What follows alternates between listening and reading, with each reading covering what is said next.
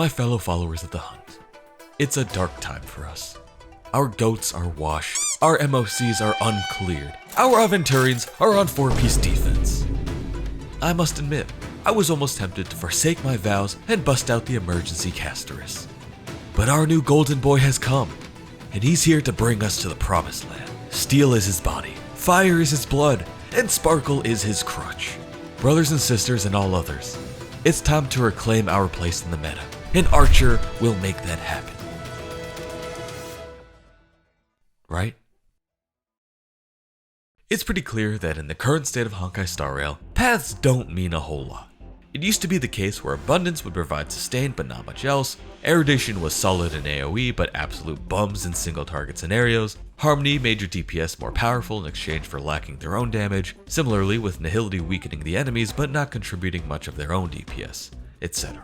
Now, we have erudition units that are better in single target than AoE, abundance units nuking the enemy while healing your team to full, harmony units doing as much damage as the DPS, and whatever the heck is going on with nihility and now remembrance. Though, the one path that has stayed true to form throughout the span of the game is the Hunt. The Hunt specializes in fast characters who shred through single target scenarios, but struggle heavily when facing a large number of enemies. This has remained consistent since 1.0, with not a single character having a multi-target attack. With the release of Archer though, this might have changed. In a meta defined by multi-target content, how do you overcome only being able to target one enemy for your basic, skill, and ult? Is it by supplementing them with AoE focused DPS? This is the obvious answer in theory, but in practice there haven't been many cases of this working. At least not without some pretty crazy investment. What about hyperspeed? What if you go so frequently that you're able to effectively eliminate all of the enemies within a couple of cycles? Again, this would work in theory, but in practice you sacrifice way too much damage to the point where you are failing at two things at once. There actually are some good examples of people clearing AoE content with Hunt characters that you can find online, but I think even they'd admit that it's frankly a crazy amount of tuning, RNG, and overinvested supports to make it feasible for your average player. It's a tough problem to solve, but I think we got a pretty good blueprint with Seele. It truly pains me to say this, but some of the newer players watching this probably weren't around for the Seele era of Honkai Star Rail, and legitimately have no idea how good Seele was. Seele has a mechanic called Resurgence, which lets you take another turn after you elim an enemy.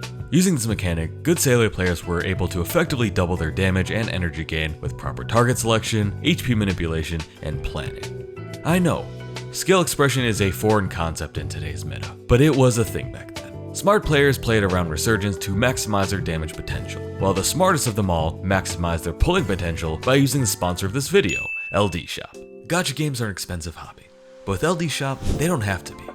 LDShop is a safe and reliable game top-up site created by LD Player Emulator, which offers unbeatable prices for Reneric shards and other in-game purchases in Honkai Star Rail, as well as Genshin Impact, Wuthering Waves, and other games. If you use the affiliate link below, you'll receive a 15 and 5% off coupon, which can save you up to $50 in Honkai Star Rail purchases. All you need is your server and game ID to top up, and if you spend over 80 USD in 1 month at LDShop, you'll get a free supply pass. Thank you to LDShop for sponsoring this video, and be sure to check them out using the link in the pinned comment and description. Because of Resurgence, Seele was not only usable in multi-target scenarios, she was downright unstoppable. Execute the ads, chip away at the boss. A tried and true game plan that would continue to work until HP inflation inevitably made it so that your ult would barely do enough damage against a trash mob to trigger it. But that's just the thing. Since the release of Seele all the way back in 1.0, there has never been a character who could, in effect, target multiple enemies during their turns. Until now. Archer's mechanic is called Circuit Connection, and it's quite simple. Upon using skill, Archer enters the Circuit Connection state.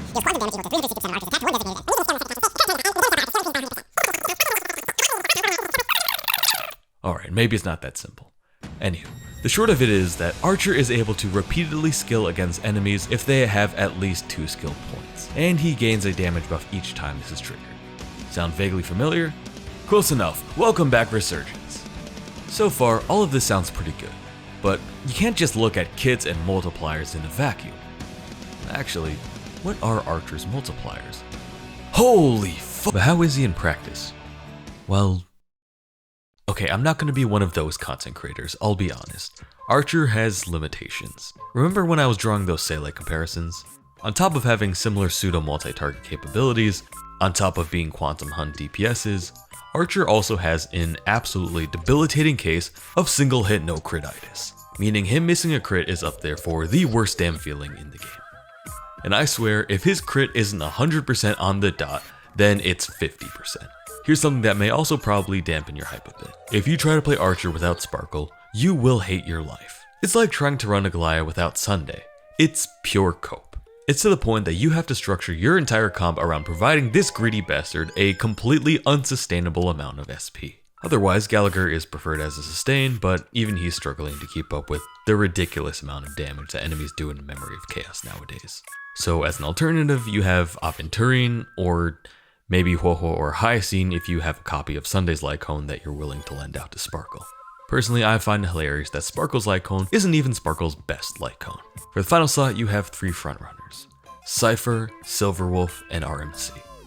Cypher is the best choice by far, unless the enemy isn't quantum weak, but using Silverwolf is a lot less comfy than you might think, considering Archer quickly evolves into the Aeon of Veracity when it comes to skill points. So oftentimes, the only thing you'd be implanting is an extra cycle in your clear time. Similarly to Dr. Ratio, they released a single target DPS for free that, in a vacuum, seems like they'd be absolutely top tier, but with clear limitations that require some investment to patch over. And therein lies a bit of a paradox. You can't really use Archer without Sparkle, but Sparkle herself is absolutely not worth pulling or further investing in unless they announce a D-Hill buff tomorrow, because otherwise she's just an Archer bot. All of this being said, if you do have all the pieces, the puzzle is good. Really good. Like, best in class good. I'd say Fei Xiao in her ideal environment, namely absolutely dog-walking Hule, is considerably less dominant than Archer when facing up against, say, Cocolia. And it's safe to say that Archer, paired with Sparkle and Cypher, has become the new big 3 of single target. Whether or not that means all that much in this current meta, I'll leave up to you. I think a vital topic that doesn't get talked about enough in these discussions is how fun the character is to use. Without a doubt, Archer has some of the most engaging gameplay. Where most teams essentially play themselves, with Archer you do need to be very purposeful in your decision making. Do I spend everything to try to shred the boss, or do I need to save skill points to buff the team and make sure I don't get nuked by their next attack? The answer is usually the second one, but I mean surely I can just get one more shot and I'm dead. So don't get me wrong, for what he is, a free unit that specializes in single target damage against quantum enemies, he's absolutely unrivaled. I'd even go as far as to say that he's viable in limited multi-target scenarios as well. If you don't already have a reliable source of single target DPS, he's a blessing and a half. But I'm tired of all these Star Rail content creators disingenuously portraying every single new character as the most OP character in existence, and that you'll be breaking your account by not investing in them. They're just doing free false advertising for Hoyo, and it's time we stop pretending otherwise. With all of that being said, and with Saber by most accounts underperforming, which is a head scratcher considering you need to pay for her, I'm actually quite content with the collab. The last thing this game needs is even more insane power creep. I'm a huge Fate fan, and if you like Saber and or Archer, go for them. Plus, being able to get his Lycone for free by pulling enough is icing on the cake. But if you're a sweaty meta player like me, there may realistically be better long-term investments.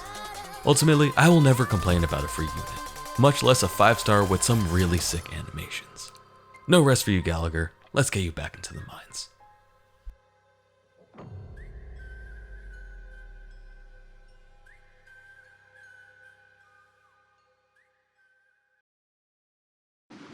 Anyway, $4 a pound.